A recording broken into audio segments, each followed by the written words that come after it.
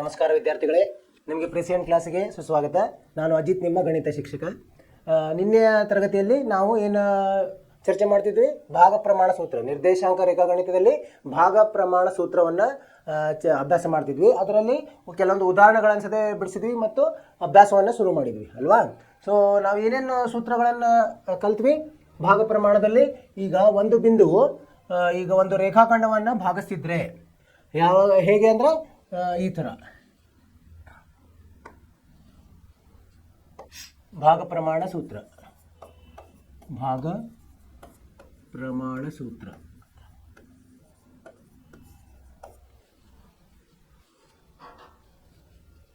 ಯಾವ ಥರ ಭೇದಿಸ್ತಿತ್ತಂದರೆ, ಈಗ ಒಂದು ಗೆರೆಯನ್ನು ಹೇಳಿದ್ರೆ ಅದು ರೇಖಾಖಂಡ ಅಂತ ಹೇಳ್ತೀವಿ. ರೇಖಾಖಂಡ ಇದಕ್ಕೆ ಹೆಸರು ಕೊಟ್ಟು ಅಂದರೆ ಎ ಮತ್ತು ಬಿ ಅಂತ ಕೊಟ್ವಿ ಅಂದರೆ, ಇದರ ನಿರ್ದೇಶಾಂಕಗಳು x1 ಮತ್ತು y1 ಇರ್ತದೆ. ಇದರ ಬಿದು ನಿರ್ದೇಶಾಂಕಗಳು x2 y2 ಇರ್ತದೆ. ಇದನ್ನು ಪಿ ಅಂತ ಒಂದು ಬಿಂದು XY ಅಲ್ಲಿ ಭೇದಿಸ್ತಾ ಇದ್ರು. ಹೇಗೆ ಭೇದಿಸ್ತಾ ಇರ್ತದೆ? ಅನುಪಾತದಲ್ಲಿ. ಯಾವ ಅನುಪಾತ? m1 m2 ಅನುಪಾತದಲ್ಲಿ. ಇದು m1 ಇರ್ತದೆ, ಇದು m2 ಅನುಪಾತದಲ್ಲಿ ಭೇದಿಸ್ತಿತ್ತಂದ್ರೆ ನಾವು ಈಗ ಪಿ XY ಅನ್ನು ಹೆಂಗೆ ಕಂಡುಹಿಡಿಯೋದು, ಬಿಂದುಗಳನ್ನು ಹೆಂಗೆ ಕಂಡುಹಿಡಿಯೋದು? ಸೊ ಅದರಲ್ಲಿ 3 ಸೂತ್ರಗಳನ್ನು ಕಲ್ತಿದ್ವಿ ನಾವು. ಪಿ XY ಹೆಂಗೆ ಕಂಡುಹಿಡಿತೀವಿ ಅಂದರೆ ಸಮ ಪಿ ಏನಂತ ನಾವು ಸೂತ್ರ ಮಾಡಿದ್ವಿ, m1 x2 ಸಂಕಲನ m2 x1 ಭಾಗಲಬ್ಧ m1 plus m2. So ಈ ಸಹಾಯದಿಂದ ನಾವು x ನಿರ್ದೇಶಾಂಕವನ್ನು ಕಂಡುಹಿಡಿದು ಪಿ ಇದ್ದು. y ಹೆಂಗೆ ಕಂಡುಹಿಡಿಯೋದು? m1 y2 ಸಂಕಲನ m2 y1 ಭಾಗಲಬ್ಧ m1 plus m2. ಇದು ಈ ಸೂತ್ರವನ್ನು ಉಪಯೋಗಿಸಿ ನಾವು XYಗಳನ್ನು ಕಂಡುಹಿಡಿಯಬಹುದು. ಒಂದು ವೇಳೆ ನಾವು m1 ಭಾಗಲಬ್ಧ ಇದಕ್ಕೆ ಏನಾದರೂ m2ಲೇ ನಾವು ಭಾಗಿಸಿದರೆ, ಮೇಲೆ ಕೆಳಗೆ ಭಾಗಿಸಿದರೆ, ಅವಾಗ ಅದು ನಾವು m1 ಭಾಗಲಬ್ಧ m2 ಅನ್ನು k ಅಂತ ತಗೊಂಡ್ರೆ ಅವಾಗ ಏನಾಗ್ತದೆ? p ಯ ನಿರ್ದೇಶಾಂಕಗಳು ಹೆಂಗೆ ಕಂಡುಹಿಡಿಯಬೇಕು? k x2 ಸಂಕಲನ x1 ಭಾಗಲಬ್ಧ k ಪ್ಲಸ್ 1. ಇದು y ನ k y2 ಸಂಕಲನ y1 ಭಾಗಲಬ್ಧ k ಸಂಕಲನ 1. ಇದು ಸರಳವಾಗಿ ಬರ್ತದೆ. ಇದನ್ನು ನಾವು ಉಪಯೋಗಿಸಿದ್ವಿ x1 y1. ಇದು m1 ಬೈ m2 k ಅಂತ ತಗೊಂಡಾಗ ಅವಾಗ ಈ ಸೂತ್ರವನ್ನು ಉಪಯೋಗಿಸ್ಬೋದು. ಇನ್ನೂ ಒಂದು ಸೂತ್ರವನ್ನು ಮಧ್ಯ ಬಿಂದು, ಈಗ ಇದು m1 ಸಮ m2 ಇದ್ರೆ ಇದು m1 ಭಾಗಲಬ್ಧ m2 k ಇದ್ದಾಗಿದ್ದು ಇದು ಈ ಸೂತ್ರ. ಈಗ m1 ಸಮ m2 ಇದ್ದಾಗ ಅಂದರೆ m1 m2 1 ಇದ್ದಾಗ ಅವಾಗ ಯಾವುದು ಉಪಯೋಗಿಸ್ಬೇಕು? ಪಿ x2 ಸಂಕಲನ x1 ಭಾಗಲಬ್ಧ 2 ಇದು y2 ಸಂಕಲನ y1 ಭಾಗಲಬ್ಧ 2. ಇವು 3 ಸೂತ್ರಗಳು ನಮಗೆ ತುಂಬ ಮುಖ್ಯ. ಇವುಗಳ ಸಹಾಯದಿಂದ ನಾವು ಈಗ ಅಭ್ಯಾಸವನ್ನು ಮಾಡೋರಿದ್ದೀವಿ. ಈಗ ಉದಾಹರಣೆ ಮತ್ತು 2 ಲೆಕ್ಕಗಳನ್ನು ಮಾಡಿದ್ವಿ. ಅದು ನಿಮಗೆ ಪುನರಾವರ್ತನೆ ಮಾಡಲಿಕ್ಕೆ ಹೇಳಿದ್ದೀನಿ. ನೀವು ಮಾಡಿದ್ದೀರಿ ಅಂತ ನನಗೆ ನಂಬಿಕೆ ಇದೆ. ಈ ಇದರಿಂದ ಜ್ಞಾನದಿಂದ ನಾವೇನು ಮಾಡೋಣ, ಮುಂದಿನ ಲೆಕ್ಕಕ್ಕೆ ಹೋಗೋಣ. ಯಾವುದು? ಅಭ್ಯಾಸ 7.2ರಲ್ಲಿ 3ನೆಯ ಮುಖ್ಯ ಪ್ರಶ್ನೆ ಏನಿದೆ ಓದೋಣಂತೆ. ಕ್ರೀಡಾ ದಿನದ ಚಟುವಟಿಕೆಗಳನ್ನು ನಡೆಸಲು ಆಯತಾಕಾರದ ಈ ಥರ ನಿಮ್ಮದು ಏನಿದೆ ಒಂದು ಮೈದಾನವಿದೆ.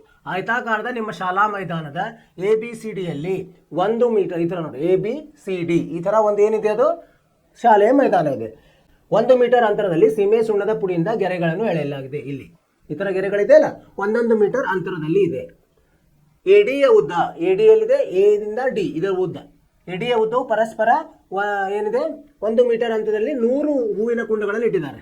ಈ ಥರ 1 ಮೀಟರ್ ಒಂದು ಹಿಂಗ ಲಂಬವಾಗಿ ಇಟ್ಟಿದ್ದಾರೆ. 1 2 3 4 ಥರ 100 ಕುಂಡಗಳನ್ನು ಇಟ್ಟಿದ್ದಾರೆ. ಚಿತ್ರ 7.2ರಲ್ಲಿ ತೋರಿಸಿರುವಂತೆ ಇರಿಸಲಾಗಿದೆ.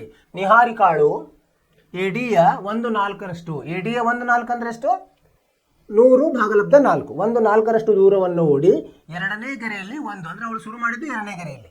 ಇಲ್ಲಿ ಶುರು ಮಾಡಿ ಇಲ್ಲಿ ಎಷ್ಟು ಓಡಿದ್ಲಾಕಿ? 1/4. ಅಂದರೆ ಈಗ ನಿಹಾರಿಕಾಳ ಏನು ಸಿಗ್ತದೆ ನಮಗೆ? ಒಂದು ಬಿಂದು ಸಿಗ್ತದೆ. ನಿಹಾರಿಕಾಳ ನಿರ್ದೇಶಾಂಕ, ನಿಹಾರಿಕಾಳ ನಿರ್ದೇಶಾಂಕ ಸಿಗ್ತದೆ. ಹೆಂಗೆ ಸಿಗ್ತದೆ? ಅವಳು ಏನು ಮಾಡಿದ್ಲು? ಇಲ್ಲಿಂದ ಇಲ್ಲಿಗೆ ಇದು ಏನಂತ ತಗೋಬೇಕು? 2ನೇ ಗೆರೆಯಲ್ಲಿ ಓಡಿದ ಅಂದರೆ ಅದನ್ನು x ಅಂತ ತಗೋಬೇಕು. ಯಾಕಂದರೆ y ಅಕ್ಷಕ್ಕೆ ಅದು ಲಂಬವಾಗಿದೆ. ಸೊ ಅದಕ್ಕೆ ಇದು 2 ಅಂತ ತಗೋಬೇಕು. ಆಮೇಲೆ y ಎಷ್ಟು ತಗೋಬೇಕು? 100ರ 1/4ರಷ್ಟು ಅಂದರೆ 100 ಭಾಗಲಬ್ಧ 4 ಅಂತ ತಗೋಬೇಕು. ಅಂದರೆ ಎಷ್ಟಾಯಿತು? ಅವಳ ನಿರ್ದೇಶಾಂಕ 2 ಮತ್ತು 25 ಆಯಿತು.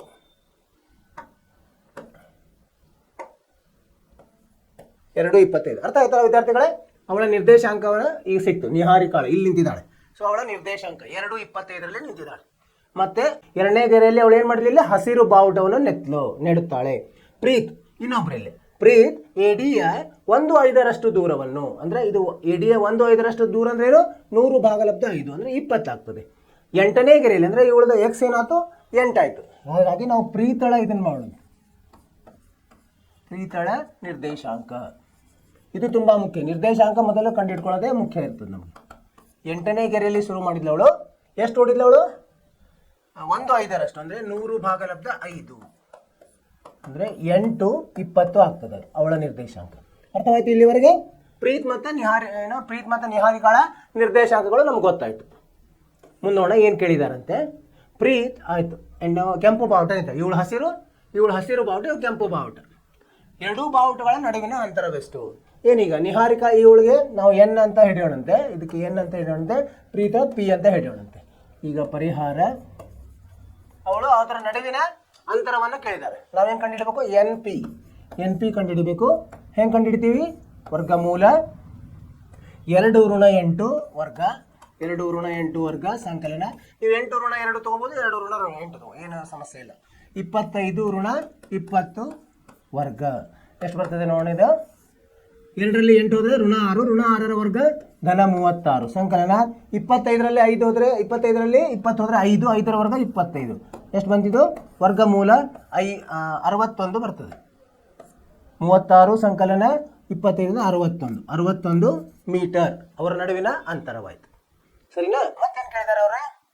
ರಶ್ಮಿ, ಈ ಇಬ್ಬರ ಬಾವುಟಗಳನ್ನು ಸೇರಿಸುವ ರೇಖಾಖಂಡದ ಮಧ್ಯದಲ್ಲಿ ನೀಲಿ ಬಾವುಟವನ್ನು ನೆಡಬೇಕು. ಅದರ ಮಧ್ಯದ ಬಿಂದುವನ್ನು ಕಂಡುಹಿಡಿಯಬೇಕು. ಹೆಂಗೆ ಕಂಡುಹಿಡಿತೀವಿ ಮಧ್ಯದ ಬಿಂದು?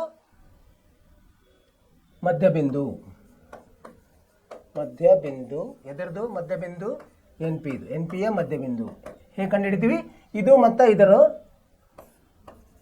x2 ಸಂಕಲನ x1 ಭಾಗಲಬ್ಧ 2, ಇದು y2 ಸಂಕಲನ y1 ಭಾಗಲಬ್ಧ 2 ಎಷ್ಟು ಬರುತ್ತೆ? x2 ಎಷ್ಟಿದೆ? 8 ಇದೆ.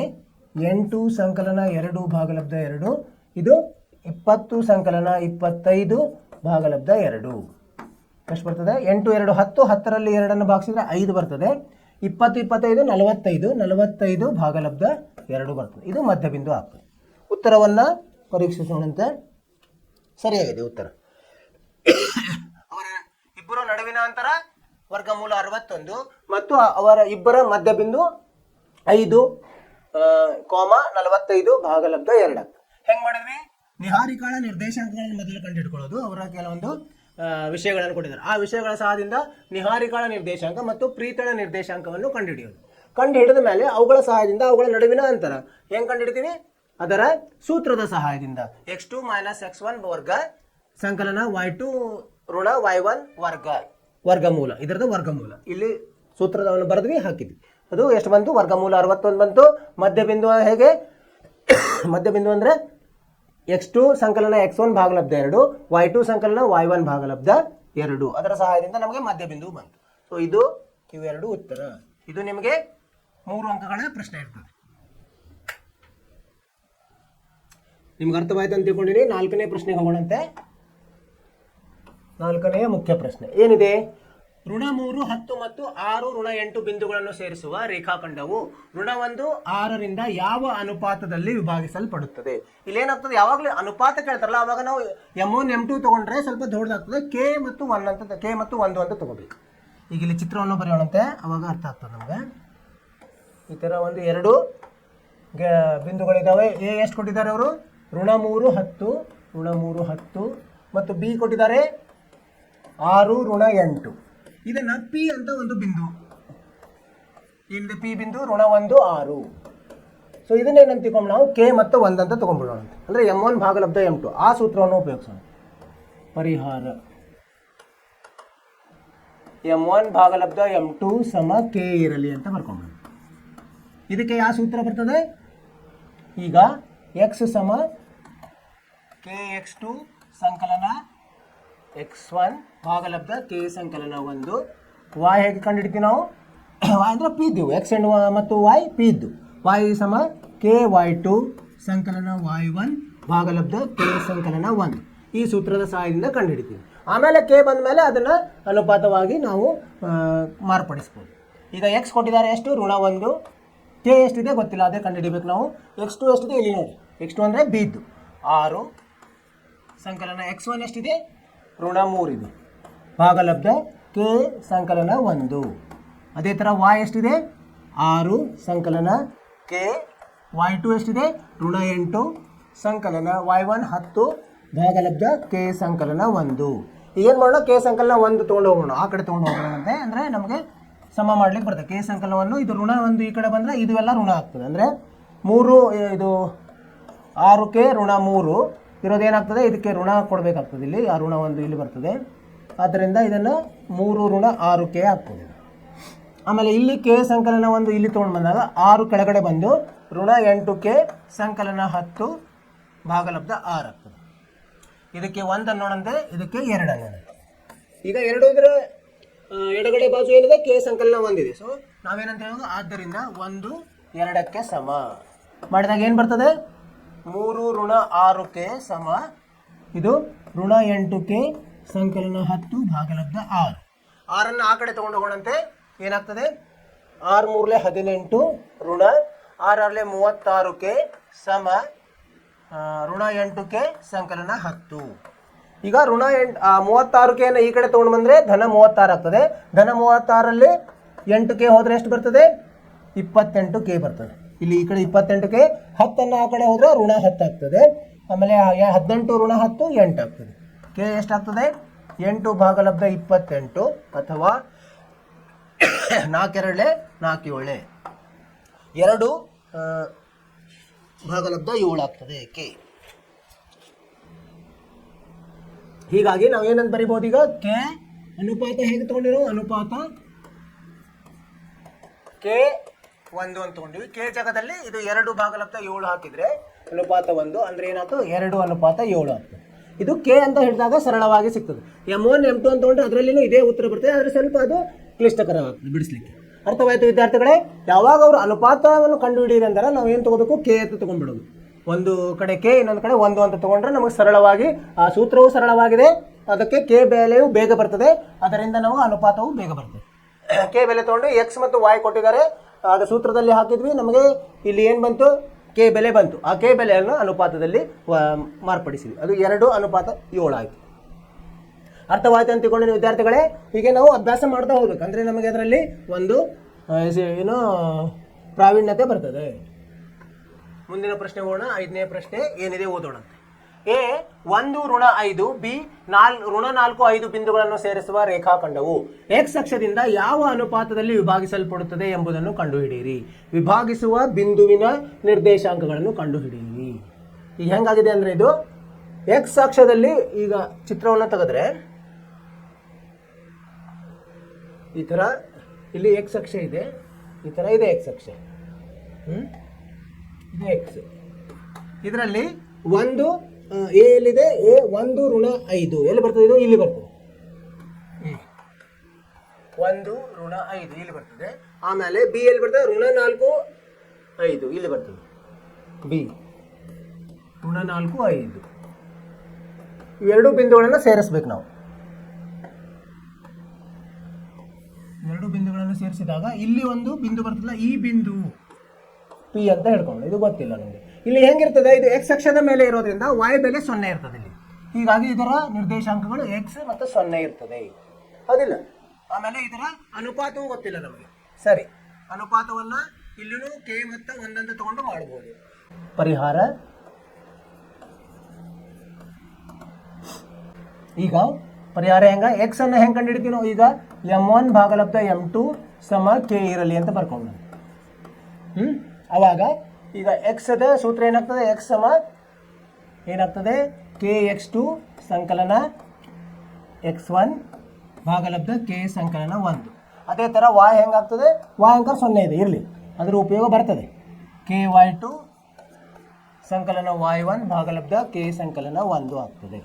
ಈಗ ಎಕ್ಸ್ ಇದ್ದಲ್ಲೇ ಬೆಲೆ ಏನು ಕೊಡಿದ್ರೆ ಎಕ್ಸ್ ಗೊತ್ತಿಲ್ಲ ನಮಗೆ, ಹಾಗೆ ಇರಲಿ. ಕೆ ಎಷ್ಟು, ಕೆನೂ ಗೊತ್ತಿಲ್ಲ ಇಲ್ಲಿ. ಇಲ್ಲಿ x2 ಎಷ್ಟಿದೆ ನೋಡಿ, x2 ಅಂದರೆ ಋಣ 4 ಇದೆ, ಋಣ 4 ಸಂಕಲನ x1 ಎಷ್ಟಿದೆ, 1 ಇದೆ, ಭಾಗಲಬ್ಧ k ಸಂಕಲನ 1, ಇದು x ಬೆಲೆ ಆಯಿತು. ಇರಲಿ, ಇಲ್ಲಿ y ನೋಡಿ, y ಎಷ್ಟಿದೆ, 0 ಇದೆ, k ಗೊತ್ತಿಲ್ಲ, k y2 ಎಷ್ಟಿದೆ, 5 ಇದೆ, ಸಂಕಲನ y1 ಎಷ್ಟಿದೆ, ಋಣ 5 ಇದೆ, ಭಾಗಲಬ್ಧ ಕೆ ಸಂಕಲನ 1. ಈ ಕೆ ಸಂಕಲನವನ್ನು ಈ ಕಡೆ ಹೋದರೆ ಏನಾಗ್ತದೆ, 0 ಗುಣಲಬ್ಧ ಅದು 0ನೇ ಆಗ್ತದೆ. 0 ಸಮ 5k ಋಣ 5 ಆಯಿತು. ಈ 5 ಈ ಕಡೆ ಬಂದ್ರೆ 5k ಸಮ 5 ಆಗ್ತದೆ, ಕೆ ಸಮ 5 ಭಾಗಲಬ್ಧ 5 ಸಮ 1 ಆಯಿತು. ಕೆ ಬೆಲೆ ಸಿಕ್ತೀಗ. ಈ ಕೆ ಬೆಲೆನ ಇಲ್ಲಿ ನಾವು ಉಪಯೋಗಿಸಿದಾಗ ಏನಾಗ್ತದೆ, 1 ಗುಂಡ್ಲೆ ಋಣ 4 ಸಂಕಲನ 1 ಭಾಗಲಬ್ಧ 1 ಸಂಕಲನ 1 ಆಗ್ತದೆ. ಈಗ 1 ಗುಂಡ್ಲೆ ಋಣ 4 ಅಂದರೆ ಋಣ 4, ಋಣ 4 ಸಂಕಲನ 3 ಅಂದರೆ ಋಣ 3 ಭಾಗಲಬ್ಧ 2 ಆಯಿತು. ಇದು ಎಕ್ಸ್ದ ಬೆಲೆ ಅಂದರೆ ಏನಾಯಿತು, ಪಿ ಎಕ್ಸ್ ಸಮ ಎಕ್ಸ್, 0 ಏನಾಗುತ್ತೆ, ಪಿ ಋಣ 3 ಭಾಗಲಬ್ಧ 2 0 ಮತ್ತು ಅನುಪಾತ ಕೆ ಎಷ್ಟು ಬರ್ತದೆ, ಕೆ ಬೆಲೆ ಎಷ್ಟು ಬಂದರೆ ನಮಗೆ 1 ಬಂದರೆ 1 ಅನುಪಾತ 1 ಅನುಪಾತ 1 ಅನುಪಾತ 1. ಆಮೇಲೆ ನಿರ್ದೇಶಾಂಕಗಳು ಋಣ 3 ಭಾಗಲಬ್ಧ 2 0. ಉತ್ತರವನ್ನು ನೋಡೋಣಂತೆ. ಸರಿಯಾಗಿದೆ, ಇದು ಸರಿಯಾಗಿದೆ, ಇದು ಸರಿಯಾಗಿದೆ. ಅರ್ಥವಾಯಿತು ವಿದ್ಯಾರ್ಥಿಗಳೇ? ಯಾವಾಗ ಅನುಪಾತ ಗೊತ್ತಿಲ್ಲ ಆವಾಗ ನಾವು ಕೆ ಅಂತ ತಗೊಳ್ಳೋದು ಒಳ್ಳೆಯದು, ಅದು ಸರಳವಾಗಿ ಸಿಗ್ತದೆ. ಇಲ್ಲಿ ಕೆ ಅಂತ ತಗೊಂಡ್ವಿ, ಆಮೇಲೆ ನಮಗೆ ನಿರ್ದೇಶಾಂಕಗಳು ಗೊತ್ತಿಲ್ಲ.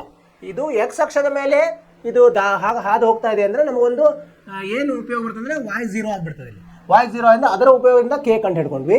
ಆ ಕೆಯನ್ನು ಎಕ್ಸ್ದಲ್ಲಿ ನಾವು ಆದೇಶಿಸಿದಾಗ ನಮಗೆ ಎಕ್ಸ್ ಬೆಲೆ ಬಂತು, ಋಣ 3 ಭಾಗಲಬ್ಧ 2. ನಿಮ್ಗೆ ಅರ್ಥವಾಯಿತು ಅಂದ್ಕೊಂಡಿದ್ದೀನಿ ವಿದ್ಯಾರ್ಥಿಗಳೇ. ಮುಂದಿನ ಪ್ರಶ್ನೆಗೆ ಹೋಗೋಣ. 6ನೇ ಪ್ರಶ್ನೆ ಏನಿದೆ ಓದೋಣಂತ. 6ನೇ ಪ್ರಶ್ನೆ, 1 2 4 y x 6 ಮತ್ತು 3 5 ಬಿಂದುಗಳು ಒಂದು ಸಮಾಂತರ ಚತುರ್ಭುಜದ ಅನುಕ್ರಮ ಶೃಂಗಗಳಾದರೆ, ಸಮಾಂತರ ಚತುರ್ಭುಜ ಎಕ್ಸ್ ಮತ್ತು ವಾಯ್ಗಳನ್ನು ಕಂಡುಹಿಡಿಯಿರಿ. ಹೆಂಗೆ ಕಂಡುಹಿಡಿಯೋದು? ಇದು ಉದಾಹರಣೆ ಮಾಡಿದೀವಿ ನಾವು ಈ ಥರದ್ದು, ಇಲ್ಲಿ ಮತ್ತೆ ಅಭ್ಯಾಸದಲ್ಲಿ ಬಂದಿದೆ. ಈ ಥರ ಒಂದು ಸಮಾಂತರ ಚತುರ್ಭುಜ ಇದೆ. ಎ ಎಷ್ಟಿದೆ, 1 ಋಣ 5 ಇದೆ, ಬಿ ಇದೆ ಅಲ್ಲ 1 2 1 2 4y, B 4y, C X 6, C ಎಷ್ಟಿದೆ, ಎಕ್ಸ್ ಮತ್ತು 6 ಇದೆ, ಮತ್ತು ಡಿ ಎಷ್ಟಿದೆ, 3 5. ಈ ಥರ ಕೊಟ್ಟಿದ್ದಾರೆ. ಸೊ ಇಲ್ಲಿ ನಾವು ಏನು ನಮಗೆ ಗುಣಧರ್ಮ ಗೊತ್ತಿರಬೇಕು. ಇದು ಸಮಾಂತರ ಚತುರ್ಭುಜ, ಕರ್ಣಗಳು ಸಮಾಂತರವಾಗಿ ಅಂದರೆ ಕರ್ಣಗಳು ಒಂದಕ್ಕೊಂದು ಹೆಂಗ ಅರ್ಧದಲ್ಲಿ ಛೇದಿಸುತ್ತವೆ, ಅದು ಗೊತ್ತಿರಬೇಕು ನಮಗೆ. ಸೊ ಅದರ ಸಹಾಯದಿಂದ ನಾವು ಮಧ್ಯದ ಬಿಂದುವನ್ನು ಕಂಡುಹಿಡಿಬಹುದು. ಒಂದಕ್ಕೊಂದು ಹೆಂಗೆ ಈ ಒಂದಕ್ಕೊಂದು ಇಲ್ಲಿ ಓ ಅಂತ ಬರ್ಕೊಂಡ್ರಂದ್ರೆ ಎ ಓ ಸಮ ಓ ಸಿ ಇರ್ತದೆ, ಬಿ ಓ ಸಮ ಡಿ ಓ ಇರ್ತದೆ. ಆ ಗುಣಧರ್ಮದ ಸಹಾಯದಿಂದ ನಾವು ಕಂಡುಹಿಡಿಯಬಹುದು. ಪರಿಹಾರ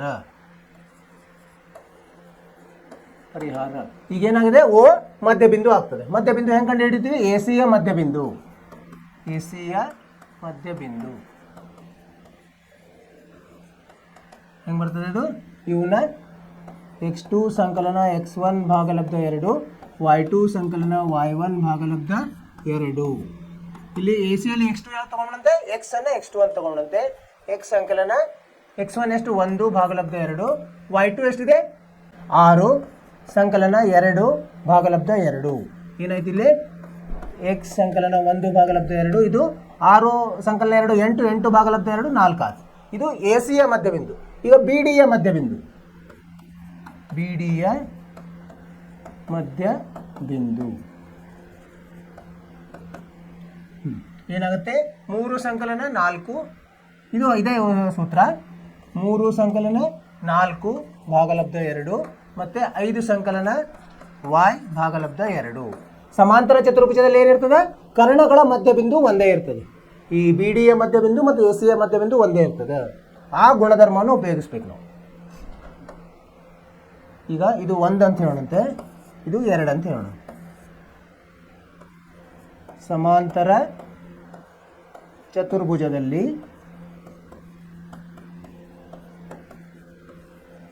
1 ಸಮ 2 ಇರ್ತದೆ.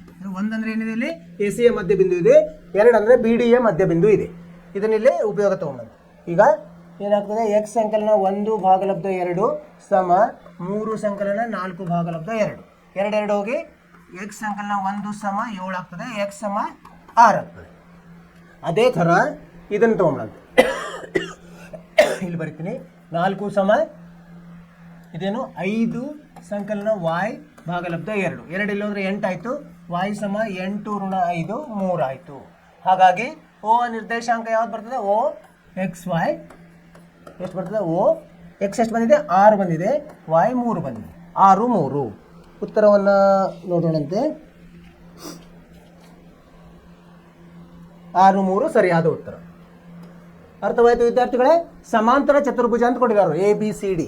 ಅದರ ಗುಣಧರ್ಮ ನಮಗೆ ಗೊತ್ತಿರಬೇಕು. ಏನಂದ್ರೆ ಕರ್ಣಗಳು ಛೇದಿಸ್ತಾವಲ್ಲ, ಆ ಬಿಂದು ಮಧ್ಯ ಬಿಂದು ಆಗಿರ್ತದೆ ಅನ್ನೋದು ಗೊತ್ತಿರಬೇಕು.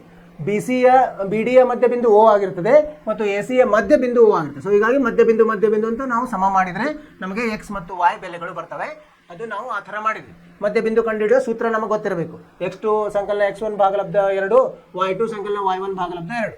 ಇವುಗಳ ಸಹಾಯದಿಂದ ಅವರು ಕೊಟ್ಟಿರುವ ನಿರ್ದೇಶಾಂಕಗಳನ್ನು ಉಪಯೋಗಿಸಿ ನಾವು ಮಧ್ಯ ಬಿಂದುವನ್ನು ಕಂಡುಹಿಡಿದು ಒಂದಕ್ಕೊಂದು ನಾವು ಸಮ ಮಾಡಿದ್ವಿ. ಅವಾಗ ಎಕ್ಸ್ ಮತ್ತು ವಾಯ್ ಬೆಲೆ ಬಂತು. ನಿಮ್ಗೆ ಅರ್ಥವಾಯ್ತು ಅಂತ ತಿಳ್ಕೊಂಡು ವಿದ್ಯಾರ್ಥಿಗಳು ಇಂಥದ ಪ್ರಶ್ನೆ ಬರ್ತದೆ. ಇದು 2 ರಿಂದ 3 ಅಂಕಗಳ ಪ್ರಶ್ನೆ ಇರ್ತದೆ. ಮುಂದಿನ ಪ್ರಶ್ನೆಗೆ ಹೋಗೋಣಂತೆ. 7ನೇ ಪ್ರಶ್ನೆ ಓದೋಣಂತೆ. 7ನೇ ಪ್ರಶ್ನೆ ಏನಿದೆ? ಎ ಬಿ ವ್ಯಾಸವಾಗಿರುವ ವೃತ್ತದ ಕೇಂದ್ರ 2 ಋಣ 3 ಮತ್ತು ಬಿ ಯು 1 4 ಆದರೆ ಎ ಬಿಂದುವಿನ ನಿರ್ದೇಶಾಂಕಗಳನ್ನು ಕಂಡುಹಿಡಿಯಿರಿ. ಈಗ ವ್ಯಾಸ ಕೊಟ್ಟಿದ್ದಾರೆ. ವ್ಯಾಸದ 2 ಬಿಂದುಗಳಲ್ಲಿ ಮಧ್ಯ ಬಿಂದು ಕೊಟ್ಟಿದ್ದಾರೆ. ವ್ಯಾಸದ ಇನ್ನೊಂದು ಬಿಂದುದು ನಿರ್ದೇಶಾಂಕ ನಾವು ಕಂಡುಹಿಡಿಬೇಕು. ಹೆಂಗೆ ಕಂಡುಹಿಡಿಯೋದು ನಮ್ಗೆ ಗೊತ್ತಿದೆ. ಒಂದು ವೃತ್ತವನ್ನು ಇಲ್ಲಿ ನಿರ್ಮಾಣ ಮಾಡೋಣಂತೆ. ಇದರಲ್ಲಿ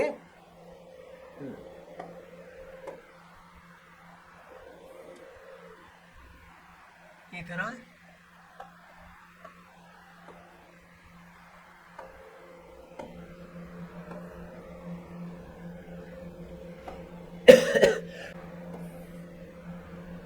ಈ ಥರ ವ್ಯಾಸ ಇಲ್ಲಿ ಏನಾಯಿತು? ಎದು ಬೆಲೆ ಕೊಟ್ಟಿದ್ದಾರೆ. ಎ ಎಷ್ಟು? A B. ಇದು ಎ ಬಿ ಅಂತ ವ್ಯಾಸ. ಎ ಬಿ ವ್ಯಾಸ. ಎ ಬಿ ವ್ಯಾಸ ಆಗಿದ್ರೆ ವೃತ್ತದ ಕೇಂದ್ರ ಕೊಟ್ಟಿದ್ದಾರೆ 2 ಓ ಅಂತ ಹೇಳಿದ್ರೆ 2 ಋಣ 3 ಅಂತ ಕೊಟ್ಟಿದ್ದಾರೆ. ಮತ್ತು ಬಿ ಎಷ್ಟು ಕೊಟ್ಟಿದ್ದಾರೆ? 1 4 ಅಂತ ಕೊಟ್ಟಿದ್ದಾರೆ. ಈಗ ಏದು ಕೊಟ್ಟಿಲ್ಲ, ಎಕ್ಸ್ ವೈ ಅಂತ ಹೇಳ್ಕೊಂಡು.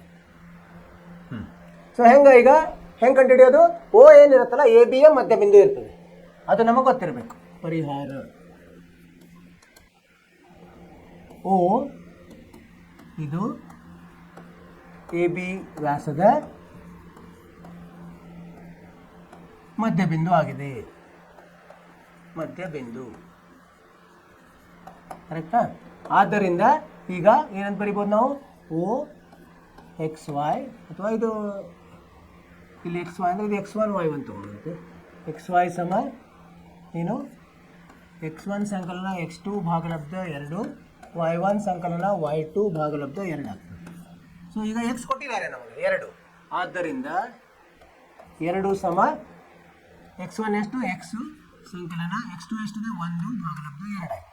ಸೊ ಇದು 2 ಇಲ್ಲಿ ಹೋದರೆ 4 ಸಮ ಎಕ್ಸ್ ಸಂಕಲನ 1 ಆಯಿತು. ಎಕ್ಸ್ ಸಮ 3 ಆಗ್ತದೆ. 4 ಋಣ 1 3. ಅದೇ ಥರ ವಾಯ್ ಏನು ಕೊಟ್ಟಿದ್ದಾರೆ? ಋಣ 3 ಕೊಟ್ಟಿದ್ದಾರೆ. ಋಣ 3 ಸಮ y1 ಸಂಕಲನ y2 ಭಾಗಲಬ್ಧ 2. ಅಂದರೆ y1 ಎಷ್ಟಿದೆ? y ಇದೆ. y2 ಎಷ್ಟಿದೆ? 4 ಇದೆ ಅಲ್ವಾ? 4 ಭಾಗಲಬ್ಧ 2. ಈಗ ಇದು 2 ಇಲ್ಲಿ ಹೋದರೆ ಋಣ 6 ಸಮ y ಸಂಕಲನ 4 ಆಗ್ತದೆ. y ಎಷ್ಟಾಗ್ತದೆ? ಇದು 4 ಹಾಕಿದ್ರೆ ಋಣ 4 ಆಗಿ y ಸಮ ಋಣ 10 ಆಗ್ತದೆ.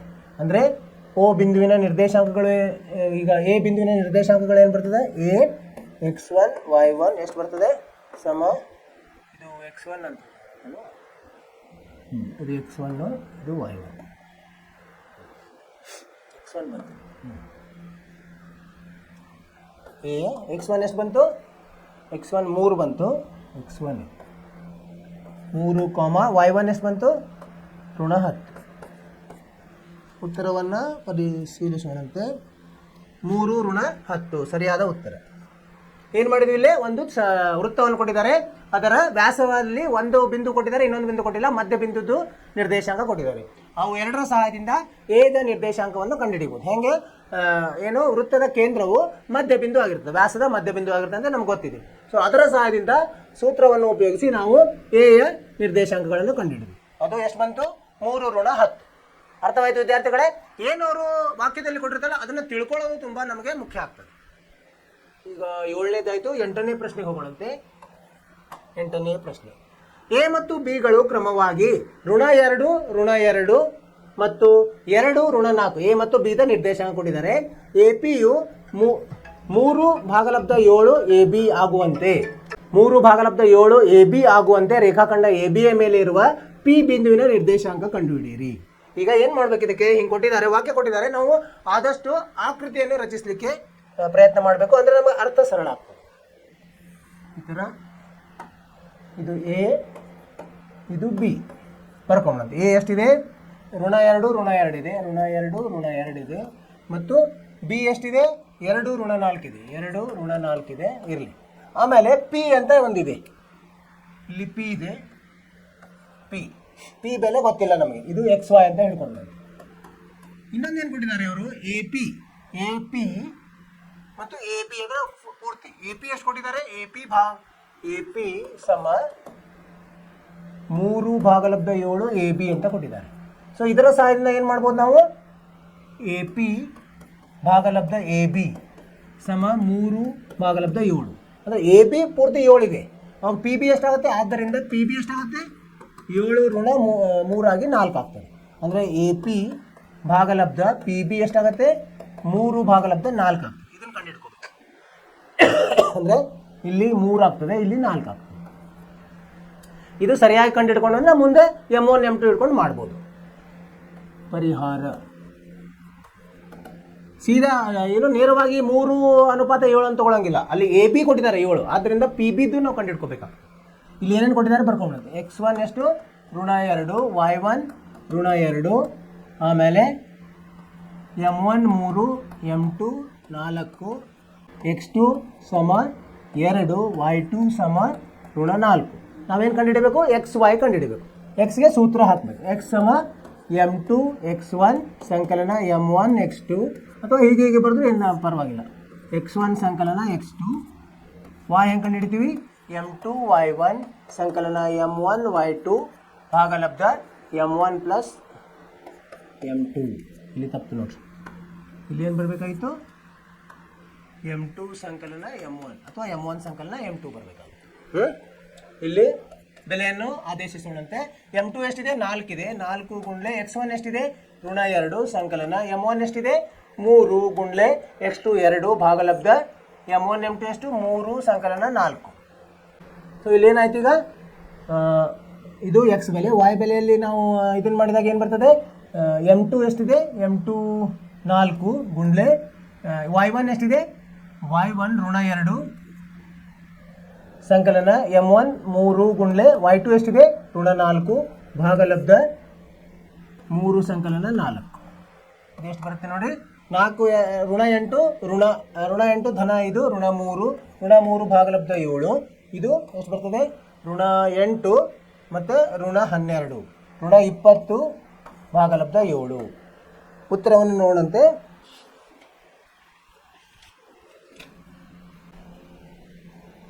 ಎಕ್ಸ್ ಎಷ್ಟಿದೆ?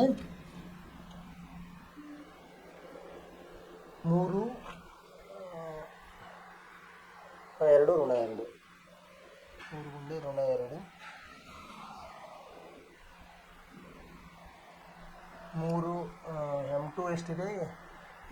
3 ಗುಂಡೆ 2 ಸಂಕಲನ 4 ಗುಂಡ್ಲೆ ಋಣ 2 4 ಕಳೆ 8 8ರಲ್ಲಿ 2 ಹೋದರೆ ಋಣ 2 ಬರ್ತದೆ. ಇಲ್ಲಿ 4 ಕಳೆ 8 8ರಲ್ಲಿ 6 ಹೋದರೆ ಋಣ 2 ಬರ್ತದೆ. ಇವು ಪಿ ಯ ನಿರ್ದೇಶಾಂಕಗಳು, ಪಿ ಎಕ್ಸ್ ವೈ. ಇದರ ನಿರ್ದೇಶಾಂಕಗಳು ಏನು ಬಂತು? ಪಿ ಋಣ 2 ಭಾಗಲಬ್ಧ 7 ಕಾಮ ಋಣ 20 ಭಾಗಲಬ್ಧ 7. ಸರಿಯಾಗಿದೆ, ಸರಿಯಾದ ಉತ್ತರ. ಏನು ಮಾಡಿದ್ವಿ? ಅವರು ಮೊದಲು ಏನು ಕೊಟ್ಟಿದ್ದಾರೆ? ಒಂದು ರೇಖಾಖಂಡದಲ್ಲಿ ಎ ಮತ್ತು ಬಿ ದ ನಿರ್ದೇಶಾಂಕ ಕೊಟ್ಟಿದ್ದಾರೆ. ಪಿ ಎಂಬ ಬಿಂದುವು ಅದು ಹೇಗೆ ಛೇದಿಸ್ತಾ ಇದೆ ಅಂದರೆ ಎ ಪಿ ಭಾಗಲಬ್ಧ ಎ ಬಿ ಸಮ 3:7 ಅಂತ ಹೇಳಿದ್ದಾರೆ. ಹೀಗಾಗಿ ನಮಗೆ ಎ ಬಿ ಬೇಕಾಗಿಲ್ಲ, ಪಿ ಬಿ ಬೇಕಾಗಿದೆ. ಸೊ ಆದ್ದರಿಂದ ಎ ಬಿಯ ಸಹಾಯದಿಂದ ಪಿ ಬಿಯನ್ನು ಕಂಡುಹಿಡ್ಕೊಂಡ್ವಿ. ಎಷ್ಟು? ಅದು 4 ಬಂತು. ಅಂದರೆ ಅನುಪಾತ ಏನು ಬಂತು ನಮ್ಮದು? 3:4 ಬಂತು. ಅದರ ಉಪಯೋಗ ತಗೊಂಡು ನಾವು ಎಕ್ಸ್ ಮತ್ತು ವೈ ನಿರ್ದೇಶಾಂಕಗಳನ್ನು ಕಂಡುಹಿಡಿದ್ವಿ. ಅದು ಎಷ್ಟು ಬಂತು? ಋಣ 2 ಭಾಗಲಬ್ಧ 7, ಋಣ 20 ಭಾಗಲಬ್ಧ 7. ಇದು ಪಿ ಯ ನಿರ್ದೇಶಾಂಕಗಳು. ನಿಮ್ಗೆ ಅರ್ಥವಾಯ್ತು ಅಂತಿಕೊಂಡಿದ್ದೀನಿ ವಿದ್ಯಾರ್ಥಿಗಳೇ.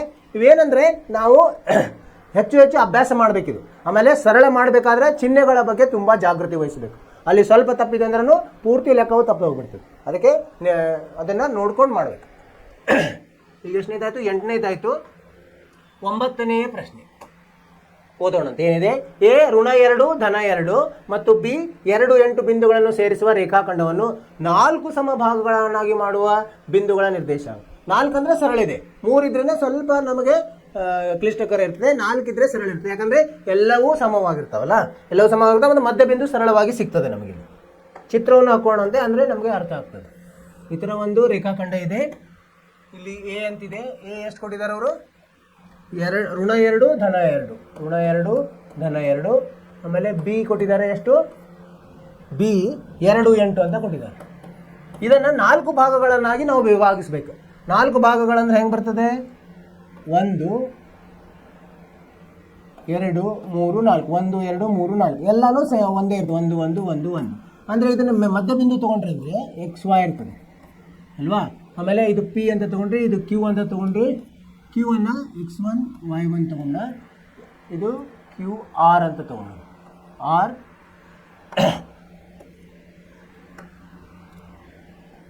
x2 y2 ತೊಗೊಂಡು. ಈಗೇನಾಗುತ್ತೆ? ಪಿ ಮೊದಲು ಕಂಡುಹಿಡಿಬೋದು. ಹೇಗೆ ಕಂಡುಹಿಡಿತೀವಿ? ಇದು ಮಧ್ಯ ಬಿಂದು ಪಿ, ಎ ಬಿ ಯ ಮಧ್ಯ ಬಿಂದು. ಆ ಥರ ತೊಗೊಂಡು ಪರಿಹಾರ. ಯಾಕಂದರೆ ಎರಡು ಕಡೆ ನೋಡಿ 2 ಭಾಗದಲ್ಲಿ ವಿಭಾಗಿಸಲ್ಪಟ್ಟಿದೆ. ಆದ್ದರಿಂದ ಪಿ ಏನಾಗ್ತದೆ? ಪಿ ಯು ಎ ಬಿ ಯ ಮಧ್ಯ ಬಿಂದು.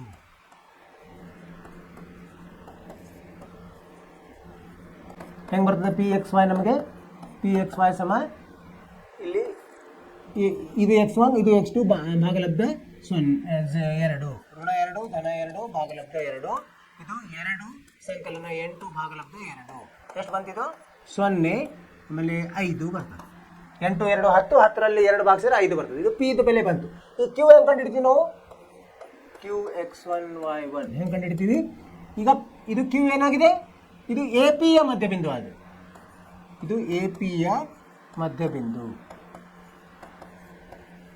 ಹೌದಿಲ್ವೇ? ಯಾಕಂದರೆ ಇಲ್ಲಿ ಒಂದಿದೆ, ಇಲ್ಲಿ ಒಂದಿದೆ. ಕ್ಯೂ ಎ ಪಿ ಯ ಮಧ್ಯ ಬಿಂದು, ಅದರ ಸಹಾಯ ತಗೊಂಡು ಇದು ಹೆಂಗೆ ಬರ್ತದೆ? ಕ್ಯೂ ಕಾಸ್ದಲ್ಲಿ ಕ್ಯೂ 2 ತಗೊಂಡು, ಋಣ 2 ಇಲ್ಲಿ 0 ಇದೆ, ಸಂಕಲನ 0 ಭಾಗಲಬ್ಧ 2, ಈಗ ಎದ್ದು y1 ಎಷ್ಟಿದೆ? 2 ಸಂಕಲನ ಇದು 5 ಬಂದಿದೆ, 5 ಭಾಗಲಬ್ಧ 2. ಎಷ್ಟು ಬರ್ತದೆ ಇದು? ಕ್ಯೂ ಋಣ 2 ಭಾಗಲಬ್ಧ 2, ಋಣ 1, 7 ಭಾಗಲಬ್ಧ 2 ಬರ್ತದೆ. ಇದು ಕ್ಯೂ ಉದ್ದಾಯಿತು.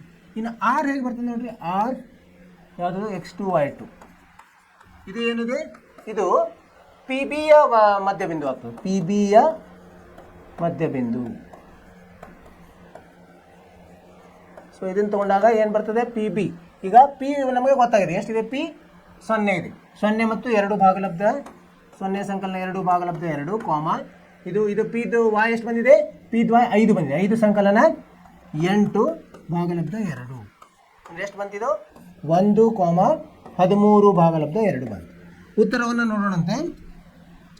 ಪಿದು ಋಣ 1 7 ಭಾಗಲಬ್ಧ ಪಿ ಯಾವ್ದು ತೊಗೊಂಡಿದ್ದೀನು? ಆಯ್ತು. ಕ್ಯೂ ಅಂದರೆ ಕ್ಯೂ ಅಂದರೆ ನಮ್ಮದು ಪಿ ಆಗಿದೆ. ಕ್ಯೂ 0 5 ಸರಿಯಾಗಿದೆ. ಆಮೇಲೆ ಇಲ್ಲಿ ಕ್ಯೂ ಅಂದರೆ ಇದು ಕ್ಯೂ ಎಷ್ಟು ಬಂದಿದೆ? ಇಲ್ಲಿ ಪಿ ಋಣ 1 7 ಭಾಗಲಬ್ಧ ಇದು ಸರಿಯಾಗಿದೆ. ಮತ್ತು 1 13 ಭಾಗಲಬ್ಧ 2 ಸರಿಯಾಗಿದೆ. ಇದು ಏನಂದರೆ ಮಧ್ಯ ಬಿಂದುಗಳ ನಾವು ಇದನ್ನು ತೊಗೊಳ್ಬೇಕಿಲ್ಲ, ಉಪಯೋಗ ತೊಗೋಬೇಕು. ಅವರು 4 ಭಾಗಗಳಂದರೆ 4 ಭಾಗಗಳು ಒಂದೊಂದಾಗಿರ್ತದೆ. 2ನೇ ಭಾಗ ಏನಾಗ್ತದೆ? ಪಿ ಇದು ಮಧ್ಯ ಬಿಂದು, ಎ ಬಿ ಯ ಮಧ್ಯ ಬಿಂದು ಆಗ್ತದೆ. ಅದನ್ನು ತೊಗೊಂಡು ಅದನ್ನು ಮೊದಲು ಕಂಡುಹಿಡ್ಕೊಂಡು ಕ್ಯೂ ಕಂಡುಹಿಡಿಬೋದು. ಕ್ಯೂ ಕಂಡುಹಿಡಿದ ಮೇಲೆ ಆರ್ ಕಂಡುಹಿಡಿದು, ಪಿ ಬಿ ಸಹಾಯದಿಂದ ಆರ್ ಕಂಡುಹಿಡಿಯೋದು, ಎ ಪಿ ಸಹಾಯದಿಂದ ಕ್ಯೂ ಕಂಡುಹಿಡಿದು ಮಧ್ಯ ಬಿಂದುವ ಸೂತ್ರದಿಂದ. ನಿಮ್ಗೆ ಅರ್ಥವಾಯ್ತು ಅಂತಿಕೊಂಡಿನ ವಿದ್ಯಾರ್ಥಿಗಳೇ? ಸರಳವಾಗಿದೆ. ಬರೀ 3 ಹಂತದಲ್ಲಿ ಬಂದಿದೆ. ಇದು 3 ಹಂತದಲ್ಲಿ ಉತ್ತರ ಬಂದಿದೆ. ಸರಳವಾದ ಪರಿಹಾರ. ಇದು 3 ಅಂಕಗಳ ಪ್ರಶ್ನೆ. ಮುಂದಿನ ಪ್ರಶ್ನೆಗೆ ಹೋಗೋಣಂತ. 10ನೇ ಪ್ರಶ್ನೆ ಏನಿದೆ ನೋಡಿ? ಒಂದು ವಜ್ರಾಕೃತಿಯ ಅನುಕ್ರಮ ಶ್ರೇಣಿಗಳು. ವಜ್ರಾಕೃತಿ ಅಂದರೆ ಹೇಗಿರ್ತದೆ? ಎಲ್ಲ ಬಾಹುಗಳು ಸಮ ಇರ್ತದೆ, ಆದರೆ ಒಳಗಡೆ ಕೋನಗಳು ಸಮ ಇರಂಗಿಲ್ಲ. 3 0 4 5 0 1 4 0 2 0 1 ಆದರೆ ಅದರ ವಿಸ್ತೀರ್ಣವನ್ನು ಕಂಡುಹಿಡಿದು. ವಿಸ್ತೀರ್ಣ ಹೆಂಗ? ಅದರ ಸೂತ್ರ ಕೊಟ್ಬಿಟ್ಟಿದ್ದಾರೆ ಅವನು. ಎರಡು ಅರ್ಧ ಗುಂಡ್ಲೆ ಕರ್ಣಗಳ ಗುಣಲಬ್ಧ. ಅಂದ್ರೆ ಏನ್ ಮಾಡ್ಬೇಕು ನಾವು ಕರ್ಣಗಳನ್ನು ಕಂಡುಹಿಡಿಬೇಕು. ಈಗ ಏನ್ ಮಾಡೋಣ, ಮೊದಲು ವಜ್ರಾಕೃತಿಯನ್ನು ರಚಿಸೋಣಂತೆ. ಇದಕ್ಕೆ ಎಲ್ಲ ಸಮ ಇದೆ ಅಂತ ತಿಳ್ಕೊಂಡಿದ್ದೀನಿ. ವಜ್ರಾಕೃತಿ ಅಂತ ತಿಳ್ಕೊಂಡ್ರೆ ಎ ಕೊಟ್ಟಿದ್ದಾರೆ ಎಷ್ಟು 3 0, ಎ 3 0, ಬಿ ಎಷ್ಟಿದೆ ಬಿ 4 5 4 5, ಸಿ ಎಷ್ಟಿದೆ ಋಣ 1 4 ಋಣ 1 4 ಮತ್ತು ಡಿ ಋಣ 2 ಋಣ 1, ಇದು ಡಿ. ಕರ್ಣಗಳನ್ನು ಸೇರಿಸೋಣಂತೆ.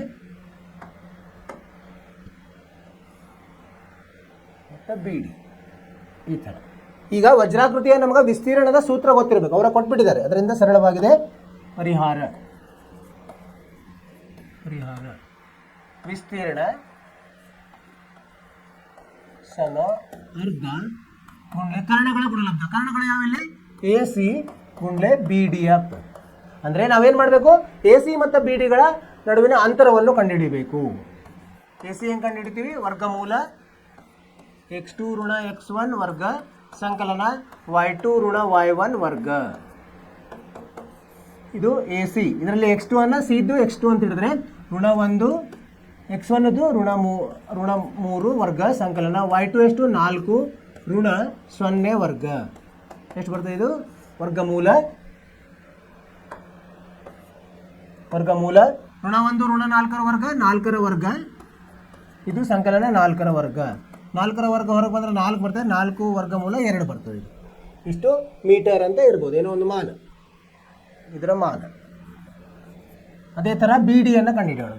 ಬಿ ಡಿ ಸಮ ವರ್ಗಮೂಲ, ಈ ಸೂತ್ರವನ್ನು ಹಾಕೋಣಂತ x2 ಋಣ x1 ವರ್ಗ ಸಂಕಲನ y2 ಋಣ y1 ವರ್ಗ. ಎಷ್ಟು ಬರ್ತದೆ ಇದು x2 ಎಷ್ಟು ತಗೋಬೇಕು ನಾವು, ಬಿ ಡಿ ಅಂದರೆ ಡಿ ಇದ್ದನ್ನು x2 ಅಂತ ತೊಗೊಳ್ಬೋದು. ಋಣ 2 ಋಣ 4 ವರ್ಗ ಸಂಕಲನ ಋಣ 1 ಋಣ 5 ವರ್ಗ. ಎಷ್ಟು ಬಂತಿದು, ಇದು ವರ್ಗಮೂಲ 6ರ ವರ್ಗ ಸಂಕಲನ 6ರ ವರ್ಗ, ಅಂದರೆ 6 ವರ್ಗಮೂಲ 2 ಮಾನ ಬರ್ತದೆ. ಇದನ್ನು ಸರಳ ಮಾಡ್ಬೇಕಾದ್ರೆ ತುಂಬ ಹುಷಾರಾಗಿರ್ಬೇಕು. ಈಗ ವಿಸ್ತೀರ್ಣ ಕಂಡುಹಿಡಿಯೋಣ. ವಿಸ್ತೀರ್ಣ ಇಲ್ಲಿ ಸೂತ್ರ ಬರ್ತಿದ್ದೀವಿ, ಅರ್ಧ ಗುಂಡ್ಲೆ ಎ ಸಿ ಎಷ್ಟು ಬಂತು ನಮ್ಮದು, ಎ ಸಿ 4 ಋಣ 2 ಬಂತು ಗುಂಡ್ಲೆ ಬಿ ಡಿ ಎಷ್ಟು ಬಂತು 6 ಋಣ 2 ಬಂತು. 6 ಋಣ ಅಲ್ಲ 6 ವರ್ಗಮೂಲ 2 ಬಂತು. ಇದು ಏನಾಯಿತು 2 2 ಹೋಯಿತು. 2 6 12 ವರ್ಗಮೂಲ 2 ಗುಂಡ್ಲೆ ವರ್ಗಮೂಲ 2 2 ಬಂತು. 6 12 2 24 ಚದರ ಮಾನಗಳು. ಉತ್ತರವನ್ನು ಪರೀಕ್ಷಿಸೋಣಂತೆ. 10ನೇ ಪ್ರಶ್ನೆ 24 ಚದರಮಾನ ಸರಿಯಾದ ಉತ್ತರ. ಹೆಂಗೆ ಮಾಡಿದ್ವಿ ನಾವು, ಅವ್ರೇನು ಕೊಟ್ಟಿದ್ದಾರೆ, ವಜ್ರಾಕೃತಿಯ 4 ಬಿಂದುಗಳ ನಿರ್ದೇಶಾಂಕಗಳನ್ನು ಕೊಟ್ಟಿದ್ದಾರೆ. ಇದರ ಸಹಾಯದಿಂದ ನಮಗೇನು ಹೇಳಿದ್ದಾರೆ ಅವರು, ವಿಸ್ತೀರ್ಣವನ್ನು ಕಂಡುಹಿಡಿಯಿರಿ. ಹೆಂಗೆ ಕಂಡುಹಿಡಿತೀವಿ ವಿಸ್ತೀರ್ಣದ ನಮಗೆ ಸೂತ್ರ ಗೊತ್ತಿದೆ, ಅವರೇ ಕೊಟ್ಟಿದ್ದಾರೆ. ಅರ್ಧ ಗುಂಡ್ಲೆ ಕರ್ಣಗಳ ಗುಣಲಬ್ಧ. ಈಗ ಕರ್ಣಗಳ ಗುಣಲಬ್ಧಕ್ಕೆ ನಮ್ಗೆ ಕರ್ಣಗಳು ಗೊತ್ತಾಗಬೇಕು. ಈ ನಿರ್ದೇಶಾಂಕಗಳ ಸಹಾಯದಿಂದ ನಾವೇನು ಮಾಡ್ತೀವಿ, ಮೊದಲು ಕರ್ಣಗಳ ಅಂತರವನ್ನು ಕಂಡುಹಿಡಿತೀವಿ. ಎಷ್ಟಿದೆ ಕರ್ಣಗಳ ಅಂತರ ನಾವು ಕಂಡುಹಿಡಿದ್ವಿ ಸೂತ್ರದ ಸಹಾಯದಿಂದ. ಎ ಸಿ ನಮ್ಗೆ ಎಷ್ಟು ಬಂತು 4 ವರ್ಗಮೂಲ 2 ಬಂತು. ಬಿ ಡಿ ಎಷ್ಟು ಬಂತು 6 ವರ್ಗಮೂಲ 2 ಬಂತು.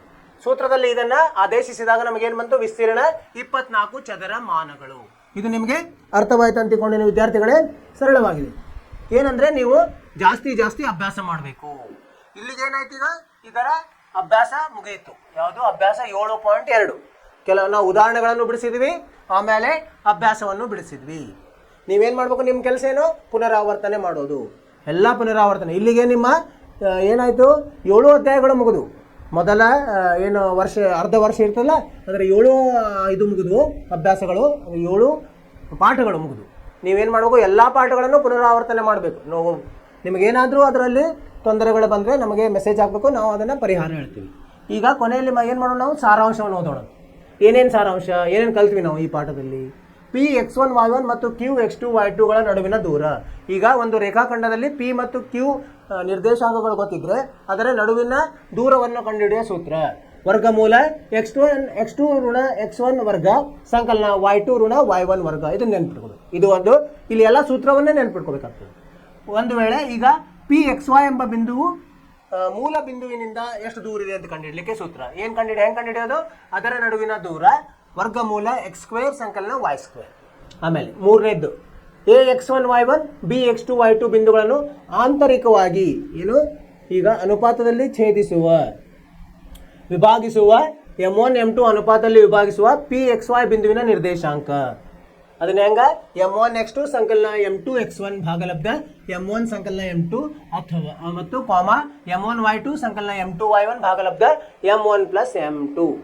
ಈಗ ಮಧ್ಯ ಬಿಂದು ಇತ್ತಂತ ಕೊಡ್ರಿ, ಅದು P ಮಧ್ಯ ಬಿಂದು ಇದ್ರ PQ ದ ಮಧ್ಯ ಬಿಂದು. ಅದನ್ನ ಹೆಂಗೆ ಕಂಡುಹಿಡಿಯೋದು? ನಿರ್ದೇಶಾಂಕ x1 ಸಂಕಲನ x2 ಭಾಗಲಬ್ಧ 2 y1 ಸಂಕಲನ y2 ಭಾಗಲಬ್ಧ 2. ಇದರಿಂದ ಇದಿಷ್ಟು ಈ ಪಾಠದ ನಾವೇನು ಕಲ್ತ್ವಿ ಸಾರಾಂಶ. ಇನ್ನೊಂದು ಕೆ ಒಂದು ಕಲ್ತ್ವಿ, ಅದು ಇದರಲ್ಲಿ ಬರ್ದಿಲ್ಲ, ಹೇಳ್ತೀನಿ. ಕೆ ಅನ್ನ M1 ಬರೇ ಅನುಪಾತ ಕೇಳಿದಾಗ ಕೆ ಅನ್ನ M1 ಭಾಗಲಬ್ಧ M2 ತಗೊಂಡು ಅವಾಗ ನೀವು XY ಕೊಟ್ಟಿರ್ತಾರೆ ಅದು P ಬಿಂದು, ಅವಾಗ ಅದರ ಸಹಾಯದಿಂದ ಹೆಂಗೆ ಕಂಡುಹಿಡಿಯಬಹುದು? x ಸಮ ಕೆ x2 ಸಂಕಲನ x1 ಭಾಗಲಬ್ಧ ಕೆ ಸಂಕಲನ 1 ಕಾಮ ಕೆ y2 ಸಂಕಲನ y1 ಭಾಗಲಬ್ಧ ಕೆ ಸಂಕಲನ 1.